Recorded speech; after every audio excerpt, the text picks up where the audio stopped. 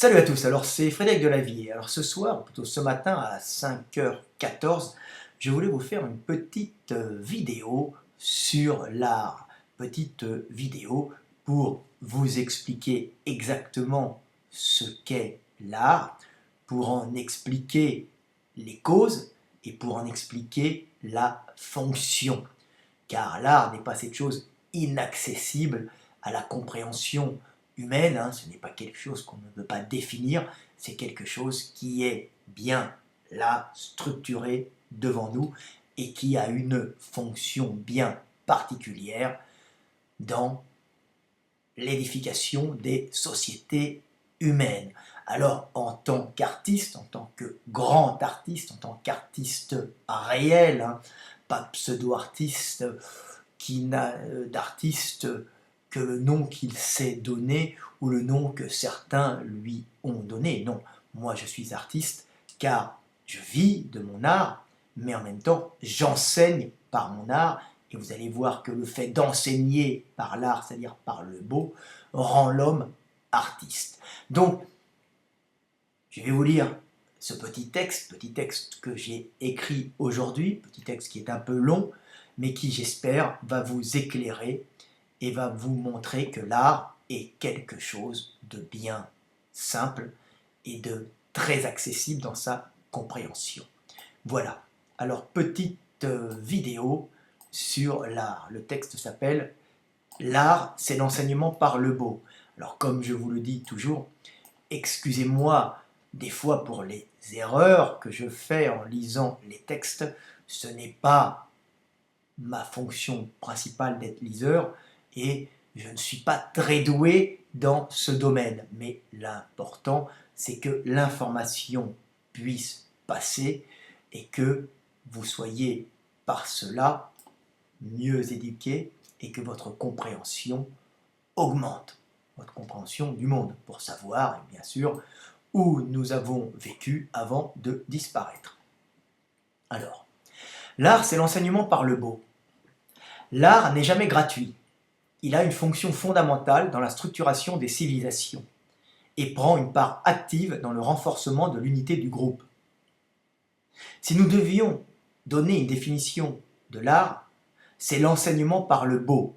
Mais pour comprendre cette phrase, il faut savoir ce qu'est le beau.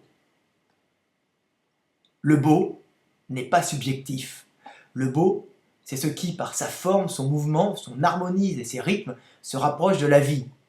Nous sommes faits pour aimer et rechercher le beau. Que ce soit un beau paysage, qui est symbole d'espace calorique favorisant la vie, une belle architecture qui est symbole de solidité et de protection, ou le beau corps, qui est le garant de force, de protection, de fertilité. Le beau est toujours ce qui est utile à la vie et à sa conservation. Le beau, c'est le fonctionnel favorisant la survie.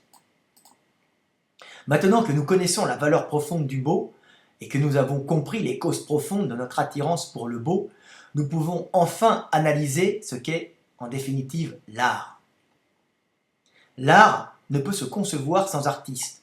L'artiste étant un homme formé à certaines techniques et possédant une connaissance instinctive ou acquise du beau, donc de l'harmonie fonctionnelle favorisant et générant la vie, et qui sait la retransmettre par son art qui est sa technique d'exécution. Les hommes étant fascinés par le beau, c'est-à-dire ce qui favorise la vie, que ce soit un beau paysage, source de possession énergétique future, ou une belle femme nue, qui est inconsciemment l'avenir du monde et notre porte vers l'immortalité, les artistes utilisent cette fascination humaine en hypnotisant les hommes par leur maîtrise de la représentation du beau, et ainsi leur vendent de l'émotion et de l'enseignement par l'émotion.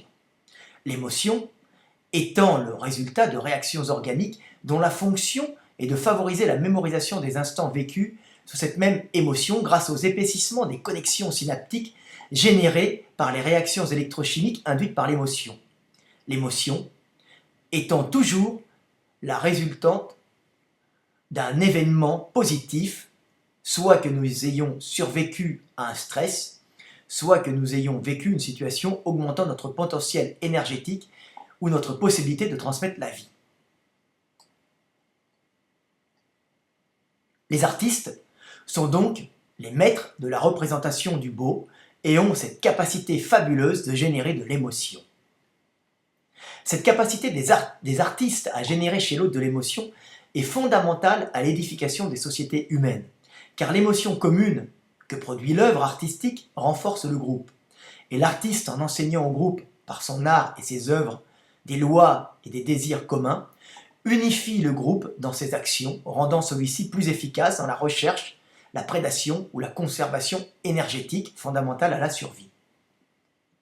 Ainsi, quand les bourgeois s'émerveillent ensemble devant une toile achetée à un peintre à la mode, ils s'unissent émotionnellement devant le beau, renforçant leurs liens de caste, protégeant par là leur patrimoine génétique commun et leurs accumulations énergétiques. Selon les époques et les lieux, l'art prit des directions différentes, toujours en rapport avec la quête ou la conservation énergétique fondamentale au groupe ou son besoin de stabilité. La mode du paysage lointain et exotique pouvait, à une certaine époque, générer chez les hommes des désirs d'expansion coloniale favorisant la prédation calorique d'un groupe en pleine expansion technique et démographique. L'art allemand du Troisième Reich entretenait l'image du héros guerrier et du sacrifice dans la quête d'espace vital d'une Allemagne en pleine expansion. De même, l'art soviétique glorifiait le travail dans cet immense effort collectif de modernisation permettant à la Russie socialiste d'augmenter ses ressources énergétiques. Et l'art religieux, où qu'il se développa, apprenait aux hommes les lois morales pour unifier et stabiliser la société, rendant le groupe plus productif et résistant, et apprenait aux hommes la soumission à Dieu et à ses représentants terriens de la noblesse, moyen pour la caste des nobles de conserver leur pouvoir sur les producteurs et de continuer à régner dans l'opulence énergétique. L'art n'est jamais gratuit, l'art n'a rien d'indéfinissable ni de subjectif, il est le ciment du groupe, un moyen d'enseigner en facilitant la mémorisation, un moteur pour la conquête en générant des désirs de prédation chez les hommes, un moyen de domination d'un groupe sur un autre en enseignant la soumission. L'art, c'est l'enseignement et la transmission d'idées, de savoirs et de désirs par le beau générant l'émotion. Voilà, j'espère que vous avez compris ce qu'est l'art. L'art, je vous l'ai rabaissé, s'il vous plaît, si vous voulez, au niveau du plancher des vaches, au niveau très terre à terre de notre structure biologique, de notre structure chimique. Je vous montre ce qu'est réellement l'art. Mais même si l'art est démystifié par mon verbe, il n'en demeure pas moins d'une beauté divine, car il nous unit et nous permet de survivre, et en nous unifiant, il nous permet justement d'être plus résistants, de pouvoir procréer, de pouvoir transmettre cette vie qui accueille l'esprit, l'esprit qui est la conscience du monde, l'esprit qui est la conscience de Dieu s'incarnant en l'homme. Et on ne peut réellement comprendre les choses du monde, le spirituel, l'esprit de l'homme, qu'en étudiant d'une façon très basique le monde dans ses réactions physiques et dans ses échanges énergétiques. Seule façon de se rapprocher de Dieu et de comprendre qui nous sommes. Voilà, petite vidéo de 9 minutes 06, 07, 08, 9 minutes pour vous apprendre des choses, 9 minutes pour vous montrer ce qu'est l'art et pour essayer de vous montrer ce que nous sommes réellement. Salut à tous, mes amis humains, mes frères humains avec qui je passe un bon moment sur Terre. Salut!